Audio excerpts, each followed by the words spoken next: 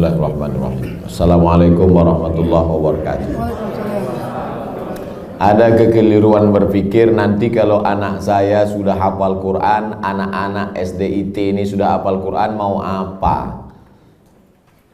Karena bayangan dia kalau sudah hafal Quran jadi ustadz. Gak maulah anak kami jadi ustadz, nanti macam Ustadz Somad, ceramah sana ceramah sini. Gak maulah kami anak kami jadi imam, paling-paling jadi imam tarawih.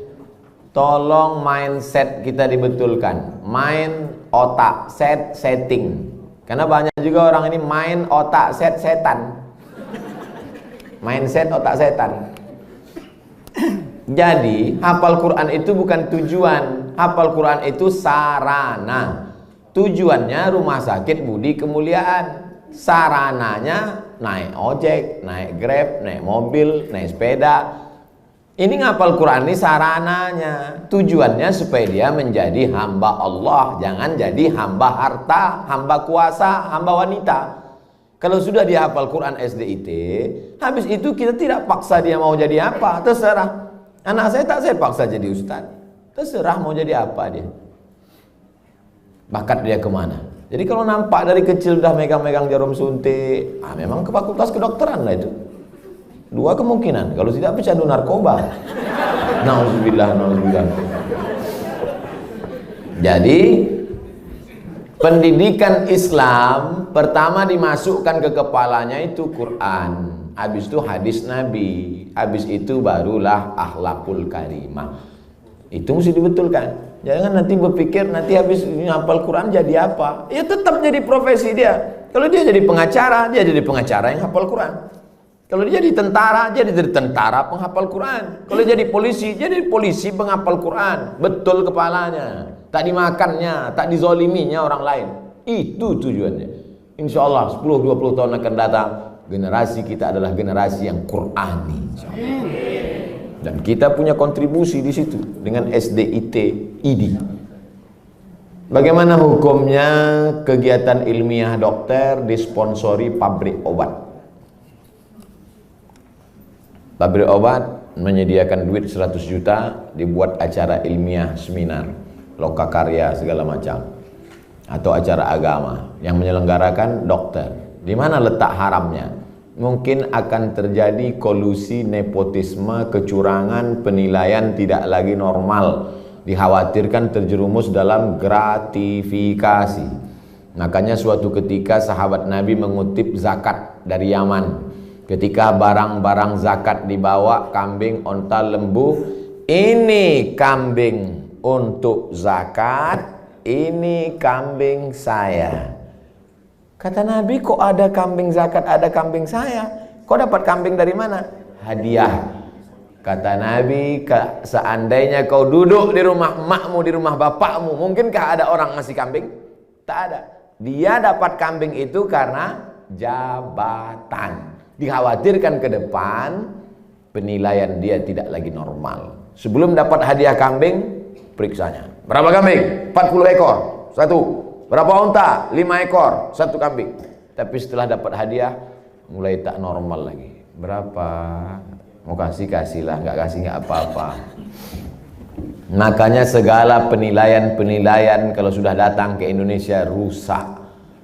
Tim-tim independen penilaian rusak gara-gara gratifikasi. Dibuka atas, pertama kali datang tegas, berapa ruangan, berapa ini, berapa ini.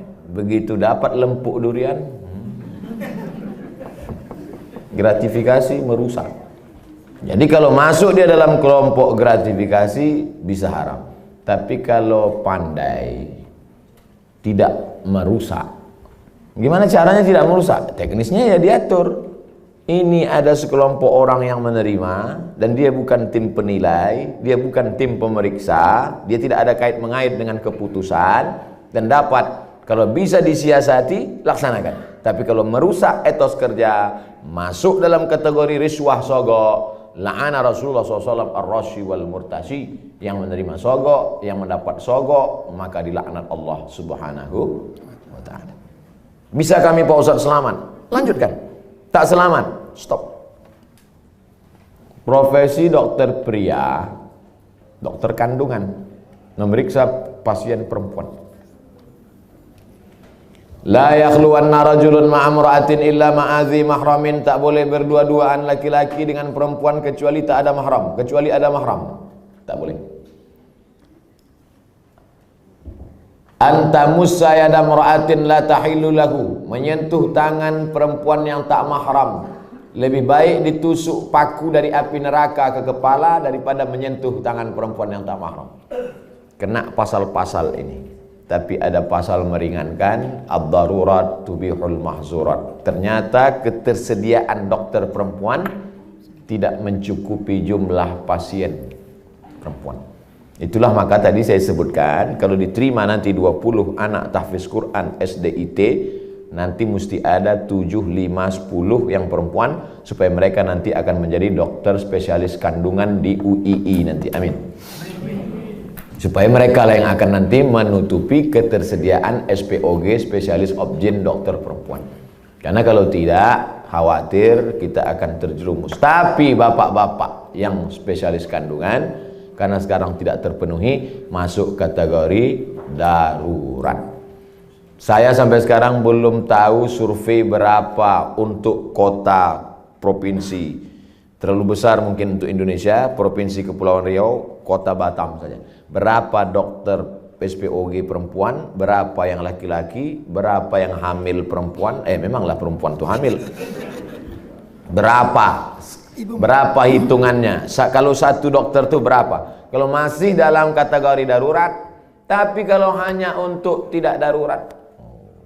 Ustadz dulu anak Ustadz Mizyan Hazik Abdillah, dokternya laki-laki atau perempuan? Perempuan. Dokter Sri namanya, di depan UIN Suska Riau, Jalan Pelajar, dokter perempuan. Tapi andai tak lagi ada dokter perempuan, hanya tinggal dokter laki-laki, pilihannya antara dua. Kalau tidak ditangani dokter laki-laki, mati. Maka tak boleh pilih mati. Assalamualaikum Bapak, ya istri Bapak sedang hamil tua, kami tidak ada lagi dokter perempuan, yang ada dua, mati atau dokter laki-laki. Biar aja mati. Haram hukumnya memilih mati. La tulqu bi aidikum ila tahlukah. Tak boleh menjerumuskan diri sendiri kepada kematian. Pilihlah dokter laki-laki dengan alasan darurat. Jadi bapak dokter jangan merasa kau sedang berbuat dosa besar, tapi kau sedang menyelamatkan orang banyak. Saya tak bisa merasakan gimana rasanya jadi dokter laki-laki yang memeriksa perempuan. Apakah tak ada lagi nafsunya? Atau dia macam menengok daging sapi saja? Itu tak bisa kita rasakan, karena semua kata-kata yang bercerita tentang rasa, rasa pasti berdusta. Kata tak dapat menceritakan rasa. Tak bisa. Oleh sebab itu, kalau ada terlintas di hati bapak macam-macam sambil memeriksa itu, banyak-banyaklah istighfar. Astaghfirullah. Banyak minta ampun. Solat sunat supaya hati terjaga. Tapi yakinkan bahwa perbuatan bapak bukan dosa. Jelas jawaban saya? Bagaimana pandangan Islam suntik botok mengurangi kerutan yang tak bersifat permanen, bertahan 6 bulan? Tak boleh mencabut uban, karena uban itu nanti di akhirat akan menjadi cahaya. Lama saya berpikir, uban kok cahaya? Kenapa uban tak boleh dicabut jadi cahaya? Baca hadis, jangan baca hadisnya, baca syarah penjelasannya. Rupanya dengan melihat uban di cermin, ingat tua, ingat mati, bertambah takut, bertambah amal. Makanya dengan bertambah takut, bertambah amal, maka akan menjadi cahaya. Itu rupanya korelasi uban dengan cahaya. Apa hubungannya dengan kerut? Kerut sama uban juga sama, mengingatkan bahwa kita sudah tua. Saya dulu waktu muda tak ada ini. Saya tengok foto-foto saya yang lama waktu di Mesir, ganteng juga. Saya sudah tua. Tapi dengan tua ini kita sadar bahwa sudah tua, bahwa kita ini akan mati. La'ana Rasulullah SAW al-wasimat. La'anallahu al-wasimat. Hadisnya riwayat Abdullah bin Mas'ud. La'anallahu al-wasimat. Allah melaknat perempuan tukang buat tatu. Wal mutasimat, minta buatkan tatu. Wal mutanammisat. Apa ini? Alis. Mencabut alis, mencukur alis. Wal mutafallijat, gigi. Karena orang kalau sudah bertambah tua, bertambah giginya. Bukan gigi itu bertambah panjang dia. Maka gigi itu dia otak-atik. Zaman dulu orang kalau mau nikah tak ada pakai akte kelahiran. Sama macam mau beli sapi kurban, kambing kurban. Gimana kita tahu umur kambing itu sudah 2 tahun? Tengok giginya. Orang pun juga tengok giginya. Otak-atik gigi. Wal mughayyirat, yang nomor 5. Merubah ciptaan lil husni, karena untuk mempercantik. Kalau merubah ciptaan dari yang tak layak menjadi layak. Ibu bapak dokter yang gigi, tukang pasang kawat gigi, jangan sangka itu perbuatan haram. Ada memang dia perlu. Ada orang ini kalau dia senyum sama kita 3 hari kita tak bisa tidur. Nah, itu memang perlu dibetulkan, perlu luruskan, diperbaiki. Tapi kalau hanya untuk gaya-gaya aja, hari Senin pink, hari Selasa hijau, ini mubazir, perbuatan saya saudara setan. Oleh sebab itu maka kira-kira suntik botok mengurangi kerutan ini termasuk yang mana nih? Masuk kategori nomor 5, mughayyirat lil husni, merubah untuk mempercantik-cantik saja. Sebetulnya saya tengok-tengoklah, dia sebetulnya tidak berubah jadi cantik, dia saja merasa cantik. Berapa banyak orang yang operasi pipi, operasi dagu, operasi hidung, dia merasa cantik, kita takut. Saya terus terang dengan orang operasi takut saya tengok. Dan saya tengok wajahnya yang operasi itu bentuknya sama-sama aja semua kan. Sama macam bencong. Hidung panjang, dagu panjang, panjangnya tak tentu arah pula. Rupanya silikon itu tidak bisa berinteraksi dengan darah. Akhirnya membusuk. Busuklah darah di hidung ini. Kata dokter, ini mesti dipotong. Dipotong hidung ini.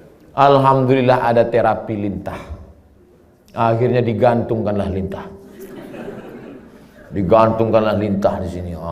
Untuk menyedot nanah tadi. Biasanya kalau kulit kita digantungkan lintah, itu 1 hari lintah itu bisa tahan nyaman. Tapi pas ditempelkan ke hidung, asal tempel jatuh. Asal tempel jatuh, kata lintah. Lintah pun tak mau. Terapi lintah. Bayangkan itu lintah. Yang mau lintah darat aja yang mau. Saking kan busuknya hidung yang gara-gara silikon tadi. Wala udhillannahum, aku sesatkan mereka, kata setan. Setelah sesat, wala umanniyannahum, aku buat mereka berhalusinasi, berimajinasi. Apa kata setan? Kau cantik, kau cantik, kau cantik, kau cantik, kau cantik, kau cantik, kau cantik. Dia saja merasa cantik. Orang merasa ngeri. Hai yang asik dibuat setan operasi, sesungguhnya kau saja yang merasa cantik, sesungguhnya orang merasa ngeri. Tapi orang nggak jujur. Gimana Jeng? Aku kelihatan cantik nggak? Wow, amazing. Padahal dalam hatinya macam hantu aku tengok.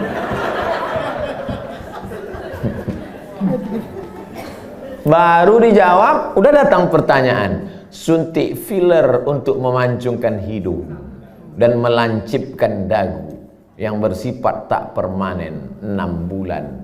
Tak permanen kata engkau. Siapa yakin malaikat maut tak datang dalam 6 bulan? Begitu lancip, cip, mati. Permanen kau.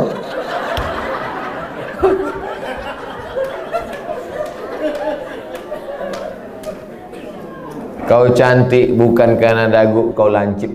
Kau cantik bukan karena hidung kau panjang. Kau cantik karena bekas air wudhu. Kau cantik karena habis baca Quran. Kau cantik. Yang mengatakan cantik tak cantik itu kan hati. Betul? Bapak-bapak ganteng. Ganteng. Bininya tidaklah jelek, tapi rasanya taklah sepadan berjalan. Pas ditanya orang, Pak, siapa perempuan paling cantik? Itulah yang paling cantik gitu deh. Entah dia jujur, entah takut, Allahu a'lam. Karena antara jujur dan takut ini beda-beda tipis. Tapi yang jelas kata dia, cantik itu membuat cinta atau cinta itu membuat cantik?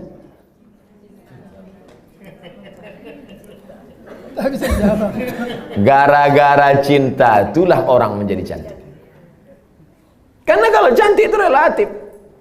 Gara-gara cinta itulah orang menjadi cantik. Dan cinta itu letaknya di hati. Kalau sudah ibu sentuh hati bapak itu, tak perlu dagu ibu lancip. Macam dagu kambing pun cantik ibu tengok. Kalau dipeturutkan ini, oh makin tua makin berkerut, tambah lagi.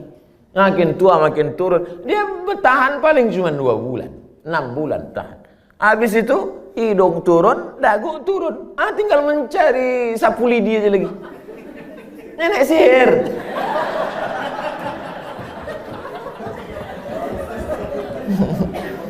Berhentilah. Berhenti. Usah dipeturutkan ajakan setan ini.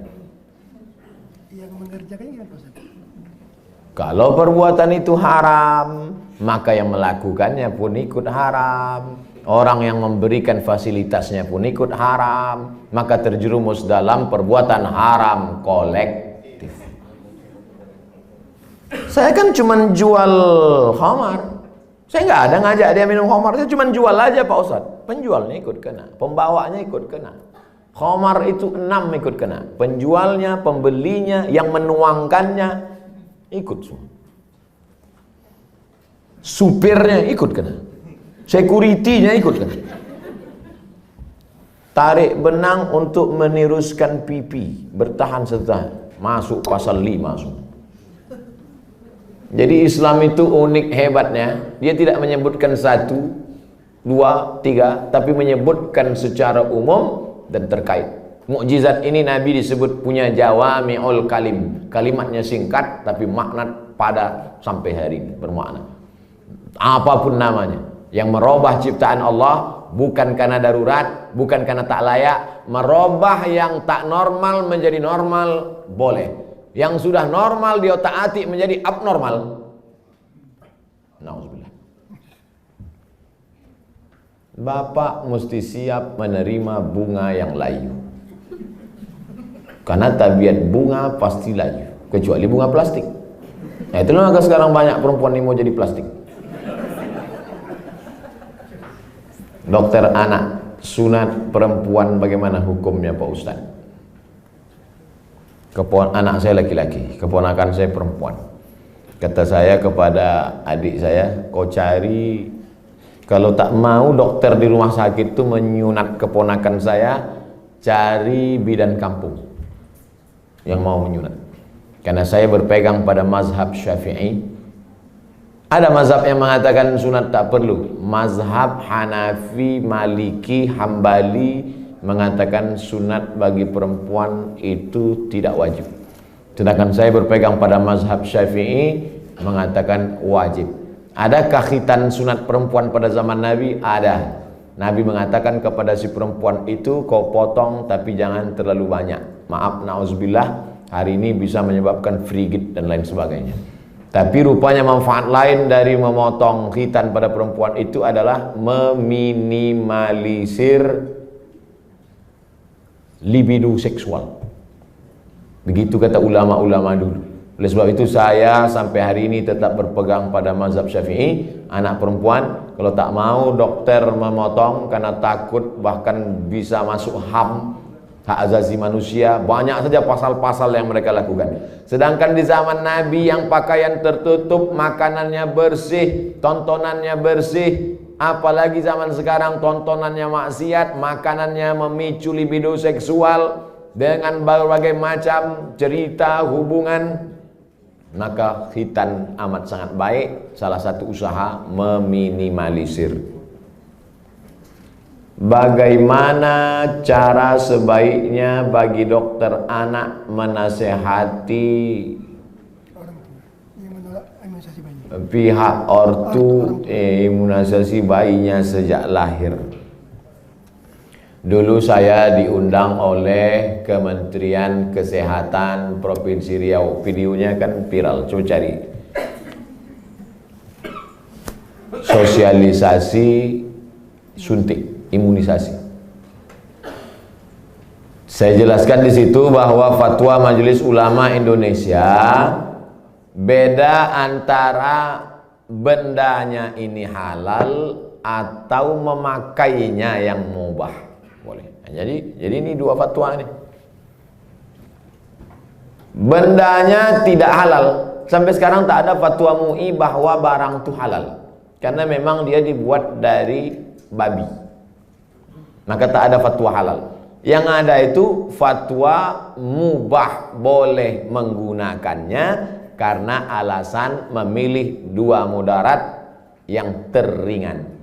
Cacat, sakit, mati dengan babi. Kalau kita masuk ke hutan, pilihannya babi sama mati. Pilih mana? Pilih babi atau mati? Orang Batam pilih gonggong. Tidak boleh pilih mati. Pilih babi. Pergilah kita berdua ke dalam hutan. Tak ada makanan. Ustaz, pilihannya dua nih Ustaz. Kita mati atau makan babi? Ayo kita makan babi nih. Hanya untuk menyambung hidup, sementara dapat pisang. Tapi setelah dapat pisang, tinggalkan babi. Yang gua nanti pas dapat pisang, saya makan pisang. Bro, ayo makan pisang. Enak babi ini Ustaz. Tak bisa. Mana tahu nanti datang pakar medis dunia, entah dari mana, dibuatnya lah barang dari yang halal, maka kita tinggalkan yang ini. Tapi sementara dia datang, maka menggunakan ini hukumnya mubah. Jelaskan itu. Kami tak bisa menjelaskannya Pak Ustaz. Tontonlah video ini. Potong. 1 menit tak sampai tadi. Masukkan ke Instagram. Tontonkan ke ibu tuh. Saya tak mau. Tonton ibu. Nggak mau, ini Ustaz radikal katanya. Kalian carilah Ustaz yang agak-agak lembut sedikit. Bagaimana cara dokter bisa lillahi ta'ala, bisa menghindari sifat riak, sombong, bila kita memiliki kelebihan keahlian dibandingkan dokter-dokter lain. Insya Allah nanti kalau sudah berdiri pas pembelian tanah pun nanti pas ini soalnya yang saya cakapkan ini tak bisa pakai teori. Kita ID sudah survei dapat tanah 1 hektar di harganya 200 juta. Ini dokter yang sombong, yang riak, yang mobil mewah, kesini duluan bawakan proposal. Assalamualaikum Pak Dokter.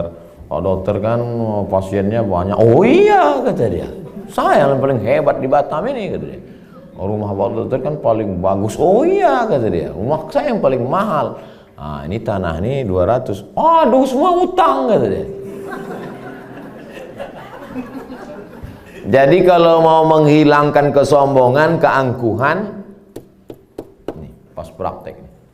Makanya nanti pas hari ulang tahun ID, peringatan hari besar ID, jalan-jalannya itu ke danau, ke bukit, ke mall, oke sudah itu udah. Jalan-jalan ke panti asuhan, jalan-jalan. Tapi kalau kita sudah punya sendiri, maka tiap hari pertemuan dibawakan, tiap bulan datang, di grup ada terus. Belum bayar, ini anak 4. Maka insya Allah itu menghilangkan keangkuhan, kesombongan, keegoan, segala macam. Kita hanya berusaha. Ceramah ini ada baiknya. Tapi tiap hari ceramah, tak masuk ke kepala. Ada tingkat jemu, ada tingkat bosan. Ada orang bosan pada ceramah. Orang kalau terus muncul bosan. Desainer, koreografer, tukang desainer pakaian itu, yang laki-laki, itu muncul kebosanannya pada perempuan. Kan banyak yang melambai kan? Kalau ada orang bosan pada perempuan gara-gara sering menengok perempuan, itu desainer sama koreografer. Yang lebih mengerikan adalah bosan mendengar ceramah. Apalagi sampai tobat sama ustaz. Aku kalau sama ustaz ini tobat aku. Nah, itu na'udzubillah. Jadi makanya saya ingin mengatakan bervariasi. Ceramah oke, sebulan sekali, seminggu sekali. Tapi harus ada amal yang tidak teori tapi langsung praktek. Nah, maka saya selalu sama. Di mana-mana saya ceramah tak keluar dari 3. Islahut tarbiyah, perbaikan pendidikan. Islahul iktisad, perbaikan ekonomi. Islahul siyasah, perbaikan politik. Perbaikan politik, pilih anggota dewan yang peduli pada syariat Islam. Perbaikan ekonomi, belanjalah ke warung tetangga, bangkitkan ekonomi umat. Perbaikan pendidikan, masukkan anak-anak ke pondok pesantren. Yang punya duit banyak, beli tanah, dirikan sekolah. Karena sekolah yang ada sekarang belum mampu untuk menampung anak-anak kita. Apalagi anak-anak yang tak mampu. Daftar ulang 17 juta. Anak siapa yang bisa? Tak tertampung. Yang sekarang tidak mendapat pendidikan layak itu 10 tahun lagi, 3 tahun SMP, 3 tahun SMA, 4 tahun S1. Yang sekarang SMP cabut, mabuk, sakau, lem kambing, itu yang akan jadi anggota dewan tahun 2040. Satu-satunya jalan memperbaiki umat lewat pendidikan. Dan ID tidak hanya menyehatkan badannya, tapi juga menyehatkan generasi ke depan, insyaallah. Amin. Udah aku sampaikan ya Allah. Kalau tak percaya juga ID nintahlah.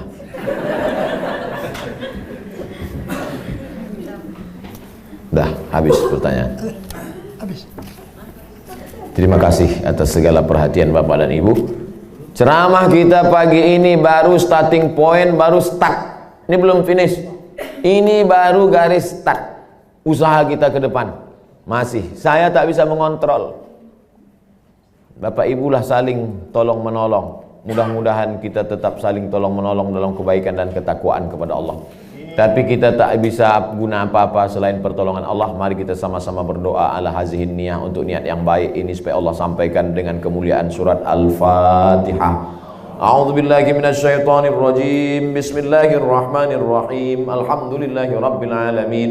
Ar-Rahmanir Rahim. Maliki yaumiddin. Iyyaka na'budu wa iyyaka nasta'in. Ihdinas siratal mustaqim, siratal ladzina an'amta 'alaihim ghairil maghdubi 'alaihim waladdallin. Amin.